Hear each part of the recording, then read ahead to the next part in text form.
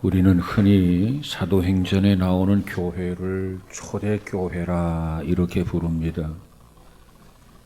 이처럼 초대교회라고 이름을 부르는 그 이유가 처음으로 시작된 교회이기 때문에 그렇습니다. 물론 그때 교회는 지금과 같이 건물은 없었습니다. 그러나 초대교회에는 몇 가지 특성을 가지고 있었습니다. 초대교회가 가지고 있는 특성을 살펴보면 첫째로 이 초대교회는 성경을 배우는 교회였습니다. 베드로나 요한이 했던 일 가운데 제일 중요한 일이 바로 말씀을 가르치는 일이었습니다. 그저 노천이나 그리고 광장의 모퉁이에서 그리고 혹은 가정집에서 그리고 유대인 회당에서 말씀을 가르쳤습니다.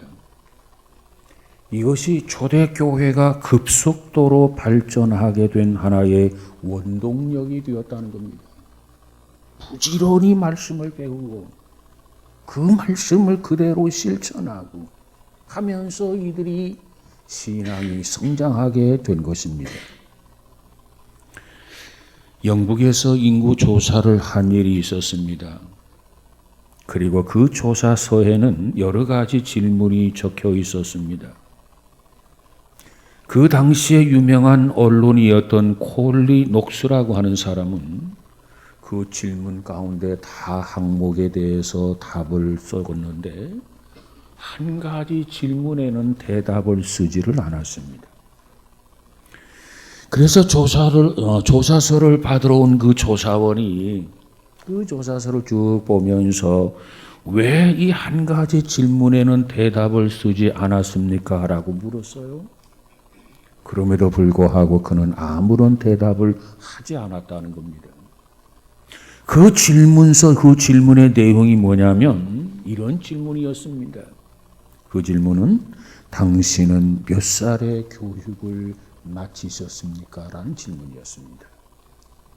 당신은 몇 살의 교육을 마치셨습니까? 그러나 아직도 이 콜리녹스는 자기의 교육이 끝나지 않았다고 믿었기 때문에 이 질문 앞에 대답을 쓸 수가 없었던 것입니다. 아니, 나는 아직도 교육이 끝나지 않았는데 아직도 열심히 배워가면서 하고 있는데 그를 향한 질문, 당신은 몇 살의 교육을 마쳤는가? 그랬을 수 없었다는 거예요. 유명한 화가 코르트라고 하는 사람이 있는데 그가 나이 70세에 이런 이야기를 했습니다. 유명한 화가가 나이 70세 그가 말하기를 뭐라고 했냐면 만일 하나님이 나에게 앞으로 10년을 더 살게 해주신다면 나는 그림 그리는 것을 더 배울 것이다.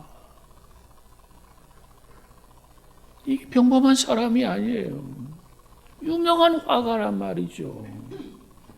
그런데 나이 70인 그에게 10년 동안 하나님이 나에게 더 살게 해주신다면 그 10년 동안이지만 더 열심히 나는 그림 그리는 것을 더 배울 것이다.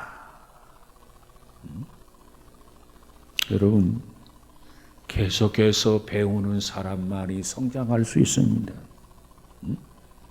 그러기에 우리는 계속해서 하나님의 말씀을 배워야 합니다.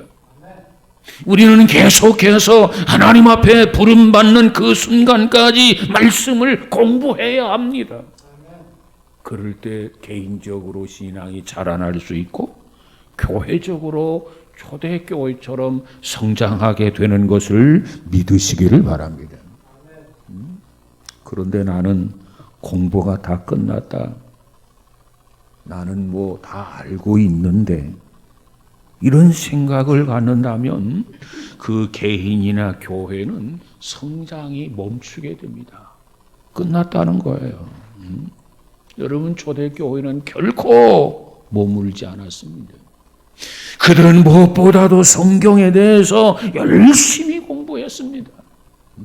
얼마만큼 열심히 공부했는가? 사도행전 5장 21절에 가보니까는 베드로와 요한이 새벽에 성전에 들어가서, 새벽에 성전에 들어가서 하나님의 말씀을 가르쳤고, 초대교회에 모인 성도들이 열심히 새벽부터 성경을 배웠다는 거예요. 언제부터? 새벽부터. 얼마나 열심입니까?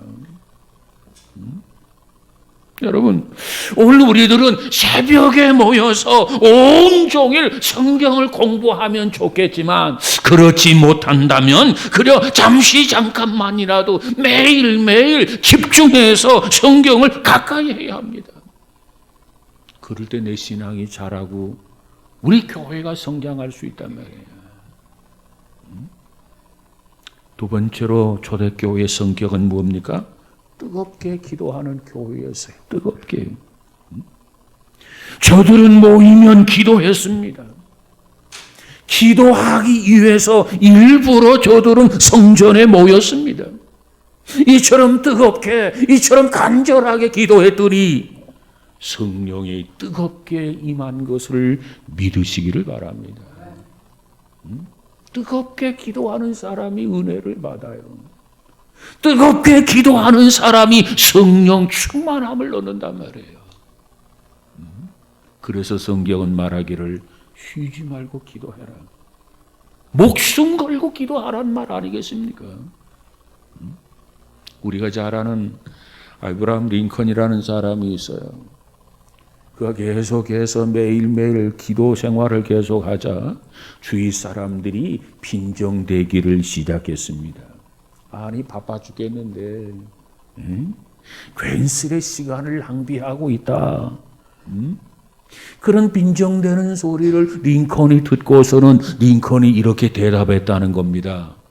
만일 내가 나보다 훨씬 크고 위대하시며 강한 능력을 가지신 하나님의 도움을 받지 않고도 나에게 부과된 이 막중한 직책을 단 하루라도 감당할 수 있다고 생각한다면 나는 이 세상에서 가장 어리석은 인간이 될 것이다. 이렇게 대답을 했다는 겁니다.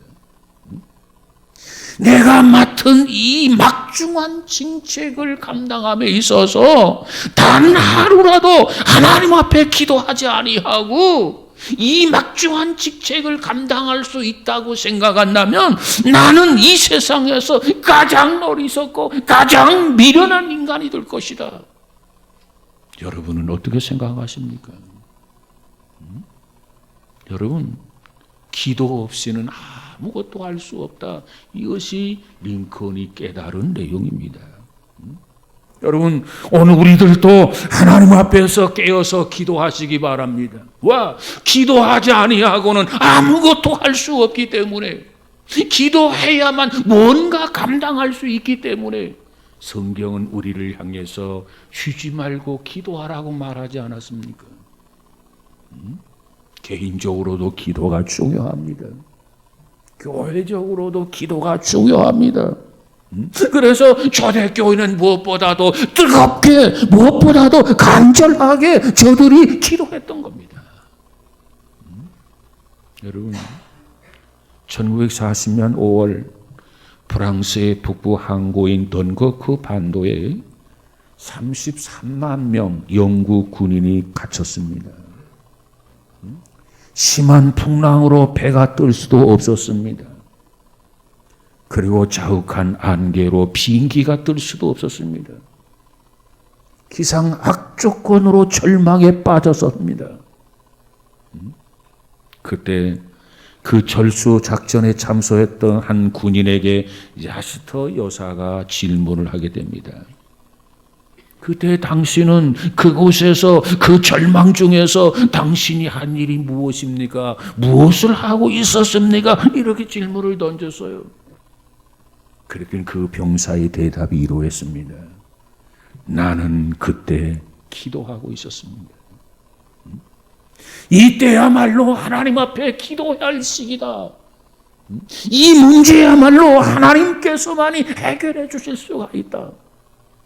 그래서 나는 하나님 앞에 겸손하고 기도했습니다. 이것이 그 병사의 대답이었습니다. 여러분이 어떤 상황에 놓여 있습니까? 어떤 환경에 놓여 있습니까? 우리에게는 반드시 필요한 것이 있어요. 뭐가 필요합니까? 하나님 앞에 겸손하게 기도하는 것이 필요해요. 기도.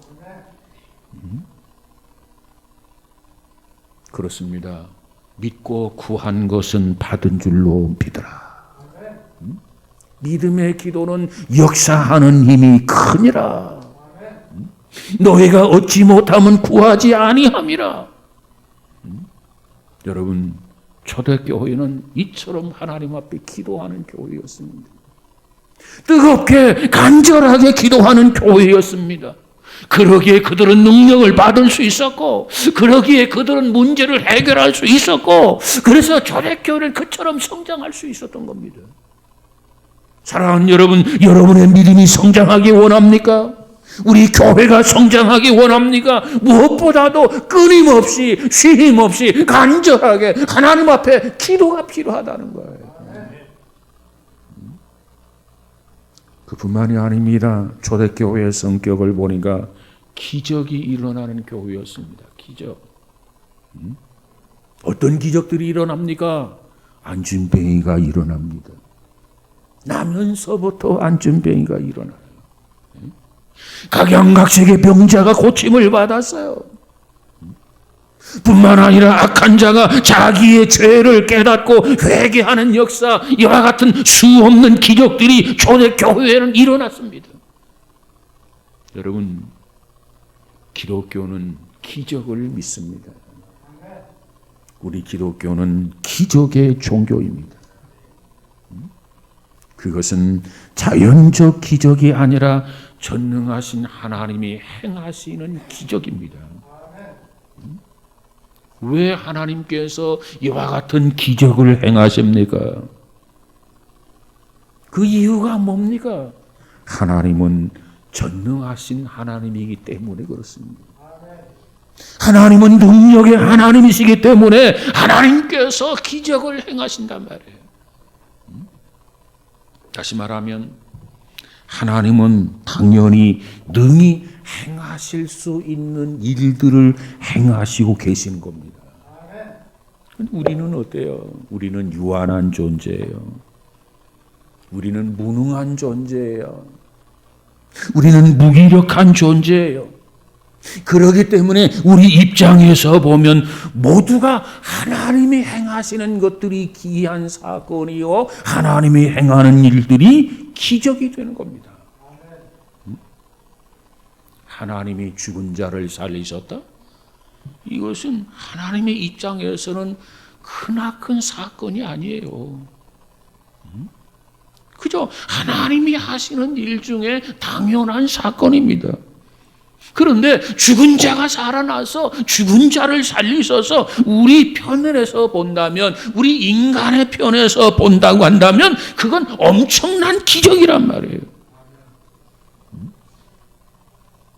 여러분, 하나님이 세상을 창조할 때 어떻게 창조하셨습니까? 말씀으로 세상을 창조하셨어요. 인간을 지으실 때 어떻게 지으셨습니까? 흙으로 사람을 지으시고 코에다가 생기를 불어넣으시는, 그러니 생명이 된지라. 이거 기적 아니겠습니까? 죄인이 예수 믿고 구원을 받아요. 이것도 기적입니다. 각양각색의 병자가 고침을 받아요. 이것도 기적입니다. 크고 작은 사건들을 해결합니다. 이것도 기적입니다. 크고 작은 장애물 모든 것을 극복합니다. 이것도 기적이에요. 오늘도 하나님은 살아계셔서 기적을 행하시는 것을 믿으시기를 바랍니다. 우리는 이 사실을 믿어야 돼요. 하나님이 기적을 행하시는 것을 나는 믿습니다. 오늘의 나의 환경 속에서도, 여건 속에서도 하나님이 역사하실 줄로 믿습니다. 이 믿음이 우리 안에 필요하단 말이에요. 할 수 있거든. 무슨 말이냐? 믿는 자에게 능치 못함이 없느니라. 내게 능력 주시는 자라서 내가 모든 것을 할 수 있느니라. 여러분, 초대교회는 이와 같이 기적들이 일어나는 교회에서와 저들이 믿었기 까닭에, 저들이 확신했기 까닭에 하나님이 저들을 통해서 수많은 기적들을 경험하게 한 줄로 믿습니다. 초대교회의 성격 네 번째 뭡니까? 고난과 핍박 속에서도 저들은 기뻐하는 교회였습니다. 저들이 박해를 받고 있었어요. 핍박을 당하고 있었어요.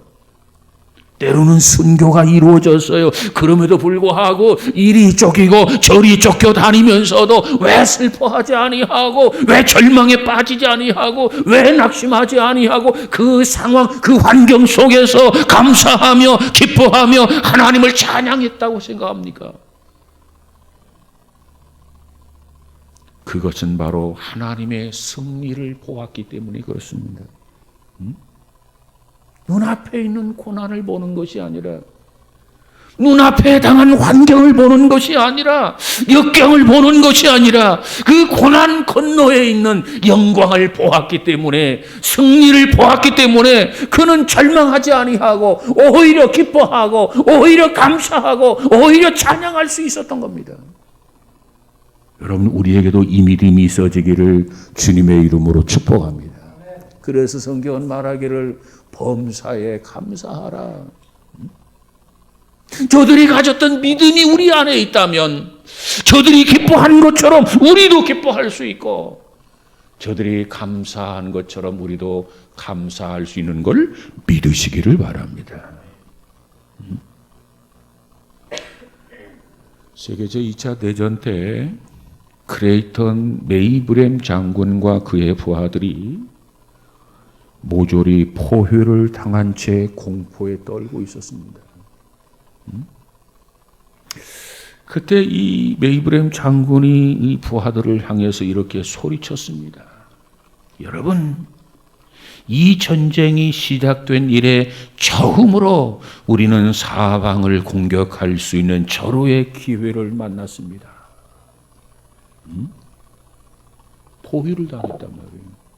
꼼짝없이 가졌단 말이에요. 이 상황 속에서 병사들의 사기가 계속 떨어집니다. 야, 이제 우리는 죽었구나. 살아날 길이 없어. 방법이 없어. 이제는 우리는 꼼짝없이 죽었어. 이 모습을 이 메이브렘 장군이 보았던 겁니다. 이 장군은 야, 이래서는 안 되겠다.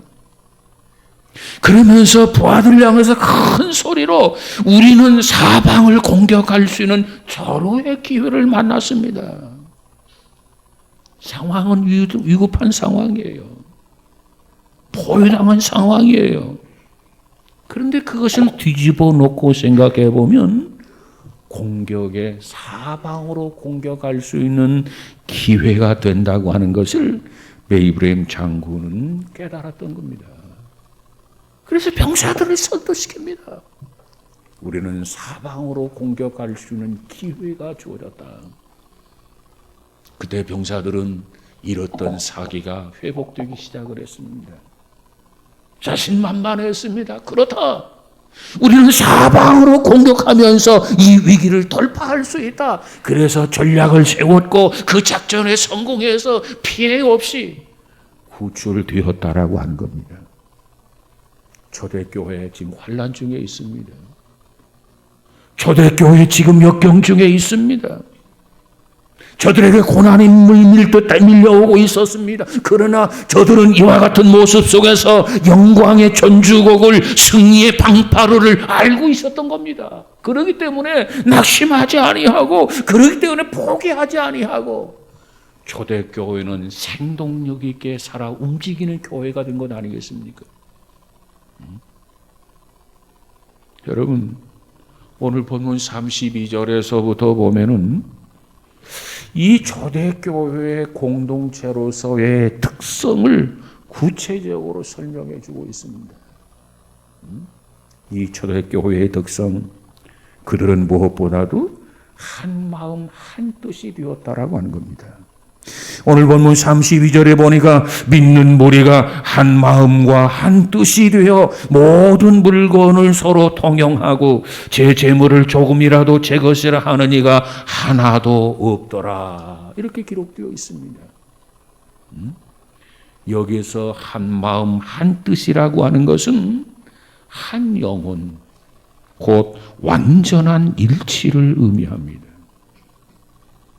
이 완전한 일치는 세 가지가 있는데, 첫째가 그리스도와 교회의 일치를 말합니다. 두 번째가 남편과 아내의 일치를 말합니다. 그리고 세 번째가 그리스도 안에서 형제와 형제의 일치를 의미합니다. 이 세 가지. 이와 같이 하나가 된다고 하는 것은 결코 그리스도를 떠나서는 하나가 될 수 없다는 거예요. 그리스도 안에서만이 가능하다는 겁니다. 유럽에 공동체가 있어요. 산유국 협의체가 있어요. 북대서양 동맹기구가 있어요. 그리고 국제연합이 있어요. 완전한 일치가 불가능합니다. 조직이 있고 단체가 있지만 완전한 일치를 이룰 수 없어. 그러나 그리스도 안에 있으면 이와 같이 완전한 일치가 가능하다는 겁니다. 그래서 우리는 그리스도 안에서 하나가 되어야 됩니다. 하나가 된 것을 심써 지켜나가는 성도, 우리 모두가 되어지기를 주님의 이름으로 축복합니다. 빅토르 유고의 작품 가운데 네미제나불이라고 하는 그 작품이 있는데, 거기에 보면 한 장면이, 이런 장면이 나옵니다. 미가엘 사제가 도둑에게 은그릇을 도둑을 맞았어요. 이 사실을 알고 당황했던 그의 하녀, 놀라는 하녀에게 미가엘 사제가 한 말이 아주 유명한 말입니다. 하녀는 겁이 났어요. 그 귀한 것을 잃어버렸다는 거지요.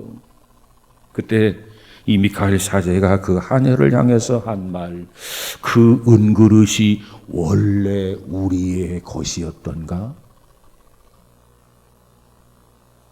잃어버렸다고 지금 놀라가지고 어쩔 줄을 몰라 하곤 그 하녀에게 그 은그릇이 원래 우리의 것이었던가? 초대교회는 내 것을 내 것이라고 여기지 않았다는 겁니다. 이것이 내 것이 아니라 원래 하나님의 것이었다.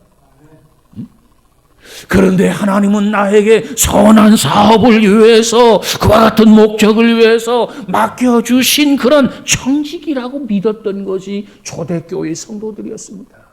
그렇기 때문에 그들은 모두가 다 내 것을 내 것으로 여기지 아니하고 내 것이지만 하나님의 것이다, 이렇게 여겼다는 것 아니겠습니까?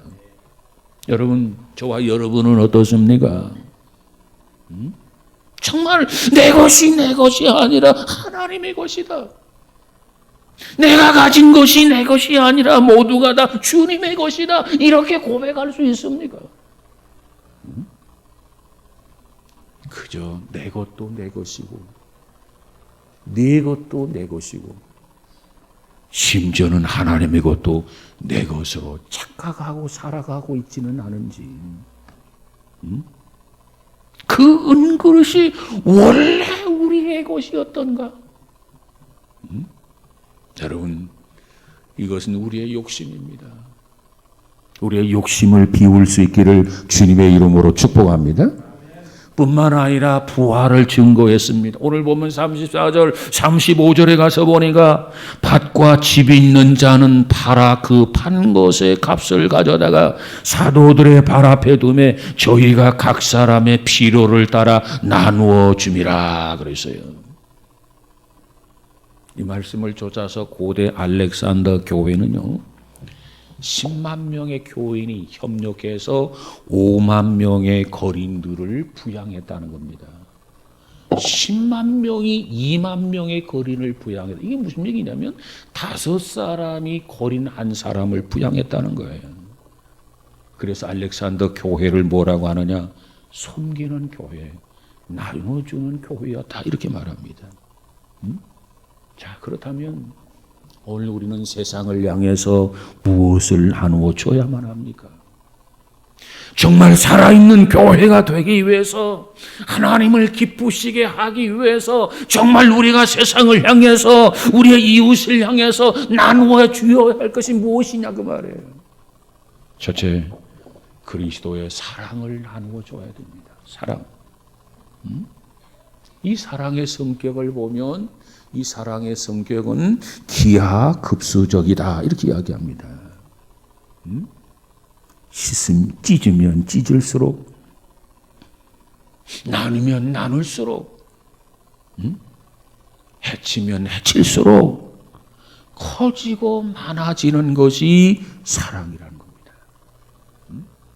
그래서 예수님의 사랑은 전 세계 인류가 지난 2000년 동안 나누고 찢고 했지만은 계속해서 예수님의 사랑은 끊임없이 솟구치고 있다고 하는 거예요. 이게 사랑입니다, 사랑.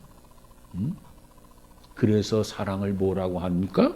사랑을 샘물과도 같다. 여러분, 우리 안에 사랑을, 이 사랑을 자꾸 벗어 끊임없이 이웃과 함께 나눌 수 있는 저와 여러분이 되시기를 주님의 이름으로 축복합니다. 사랑은 자꾸 나누어야 돼요. 두 번째로 말씀을 나누어야 됩니다. 여러분이 깨달은 말씀이 뭡니까? 여러분이 배운 말씀이 뭡니까? 여러분이 체험한 말씀이 무엇입니까? 여러분이 들은 말씀이 무엇입니까? 이웃과 나누시기를 바랍니다. 나누어야 돼요.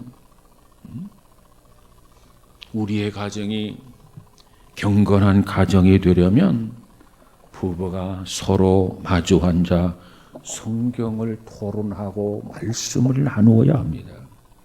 그래야 그 가정이 경건한 가정이 될 수 있어요. 그런데 오늘 우리의 현실은 어떻습니까? 아침에 눈을 뜨면 돈 이야기, 세상 이야기, 사업 이야기, 직장 이야기로 시작이 됩니다. 그러면 저녁 때 만나면 어떻게 됩니까? 역시 저녁 때 만나도 또 돈 이야기, 또 직장 이야기, 또 세상 이야기로 끝이 납니다. 이것이 반복되는 거예요. 얼마나 삭막합니까? 가령 단란해야 될 그런 저녁 시간이 되었습니다. 근데 남편은 늦게 귀가를 해요. 아내는 월간지를 뒤적뒤적거리고 있어요. 아이들은 TV 앞에서 쪼그리고 앉아 있어요. 그러다가 각자 잠자리에 흩어져서 잠을 청하게 됩니다. 이것이 하루하루의 생활이라고 한다면 그곳에 무슨 의미가 있겠습니까? 그곳에 무슨 보람이 있겠습니까? 이제부터 우리는 무엇보다도 하나님의 사랑을 나누고 하나님의 말씀을 나누는 우리 모두가 되어지기를 주님의 이름으로 축복합니다. 이 좋은 계절이 아닙니까? 꽃피는 4월. 이제 또 5호를 우리가 맞습니다. 얼마나 자연이 아름답습니까? 여러분, 이 좋은 계절에 우리는 무엇보다도 내가 깨달았던 하나님의 사랑을 나누고 내가 발견했던 진리를 나누고 이와 같이 나누는 삶을 살아가는 저와 여러분이 되시기를 주의 이름으로 축복합니다. 시편 119편 105절에 보니 뭐라고 말합니까? 하나님의 말씀은 내 발의 등이요 내 길의 빛이니이다. 근데 우리는 말씀이 없어요. 그래서 방황하는 거 아닙니까? 뿐만 아니라 히브리서 4장 12절에 보니까 하나님의 말씀은 살았고 운동력이 있어서 좌우에 날선 어떤 검보다도 예리하여 혼과 영과 및 관절과 골수를 찔러 쪼개기까지 하며 또 마음의 생각과 뜻을 감찰하나니 지은 것이 하나도 그 앞에 나타나지 않음이 없고 우리의 결사를 받으실 이의 눈앞에 만물이 벌거벗은 것 같이 드러나느니라. 그렇습니다. 하나님의 말씀은 살았고 운동력이 있어요. 이 하나님의 말씀, 우리가 읽고 있는 이 말씀은 비록 문자로 기록되어져 있지만 이 말씀이 내 안에 있다고 한다면, 그리고 이 말씀을 우리의 상황에 적용을 한다면 이 말씀은 강력하게 살아서 역사하는 것을 믿으시기를 바랍니다. 이 말씀이 우리 안에 있어야 돼. 그러면 믿음의 역사가 나타난단 말이에요. 우리의 환경, 우리의 여건 속에서 말씀을 하나하나 실천하며 적용한단 말이에요. 그때 말씀은 살아서 역사한단 말이에요. 그리고 하나님의 말씀은 뭐라고 말합니까? 예리한 검과 같아서 우리의 영과 혼을 구분한다는 거예요. 우리가 생각하는 이 생각이 하나님으로부터 온 생각인가? 내가 가지고 있는 생각이 육신의 생각인지를 구분할 수 있다는 겁니다. 뭘로? 하나님의 말씀으로. 사실 이것은 어느 누구도 할 수 없는 일입니다. 현대의학으로도 첨단 과학기술로도 불가능한 거예요. 내가 타인을 대함에 있어서 어떤 생각이 하나님으로부터 온 생각인지 우리의 육신의 생각인지 구분하기가 어려울 때가 많아요. 그런데 하나님의 말씀은 나에게 이 생각이 하나님의 생각인지 인간의 생각인지를 구분시켜 준다는 거예요. 우리는 종종 그렇지요. 하나님의 생각인지 사람의 생각인지 분명하면 우리가 혼란에 빠지지 않는데 그게 불분명하단 말이에요. 그러니까 혼동하게 되고 그러니까 오해하게 되고 그래서 실족하는 경우가 허다하다는 겁니다. 보세요. 우리가 밖으로 표현되는 언어라고 하는 게 있고 행동이라고 하는 게 있는데 이 언어와 행동 뒤편에는 보이지 않는 마음의 생각과 의도가 존재합니다. 그런데 그 의도와 그 생각을 우리가 읽어내지를 못하는 거예요. 어떤 생각을 가지고 있는지, 어떤 의도를 가지고 있는지 그걸 모르기 때문에 우리가 오해를 하기도 하고 사기를 당하기도 하고 속임을 당하기도 하는 것 아니겠습니까? 그런데 문제는 타인과의 관계에서뿐만 아니라 나 자신조차도 모를 때가 많아요. 나 자신에 대해서도 어떻게 해야 할는지 모를 때가 많다는 겁니다. 그런데 중요한 것은 하나님의 말씀은 이것들을 한다는 거예요. 그래서 세번역 성경을 보면 이 구절을 이렇게 번역을 했어요. 하나님의 말씀은 살아있고 힘이 있어서 어떤 양날 칼보다도 더 날카롭습니다. 그래서 사람 속을 꿰뚫어 혼과 영을 갈라내고 관절과 골수를 갈라놓기까지 하며 마음에 품은 생각과 의도를 밝혀냅니다. 이게 하나님의 말씀이라는 거예요. 여러분, 오늘 우리는 이 말씀을 통해서 무엇이 하나님의 뜻이고 사람의 뜻이고 하나님의 생각이고 사람의 생각인지를 구분할 수 있는 우리 모두가 되어지기를 주님의 이름으로 축복합니다. 그래서 하나님의 뜻을 쫓아서, 그래서 하나님의 말씀을 쫓아서 늘 순종하며 나아가는 저와 여러분 되시기를 주님의 이름으로 축복합니다. 그 다음 세 번째로는 기쁨과 괴로움을 함께 나누어야 됩니다. 왜? 우리는 공동체란 말이죠. 우리는 한 권속이라는 겁니다. 그렇기 때문에 우는 자와 함께 울어야 되고 즐거워하는 자와 함께 즐거워할 수 있어야 됩니다. 여러분, 우리는 한 식구예요. 무심해서는 안 됩니다.